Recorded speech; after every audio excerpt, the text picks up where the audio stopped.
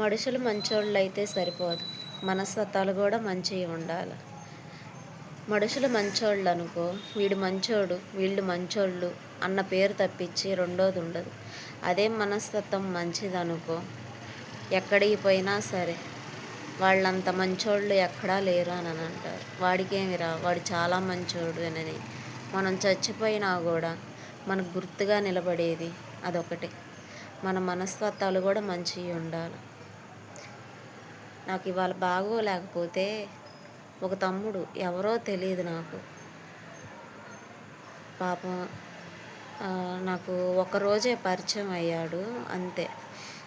అక్క జ్వరం తగ్గిందా, అక్క జ్వరం తగ్గిందా అని 4-5 సార్లు ఫోన్ చేశాడు పాపం. అదే మనుషులు మంచోళ్ళు అయితే అది వేరు, మనస్తత్వం కూడా మంచిదైతే ఇలా ఉంటారేమో అని అనిపించింది నాకు.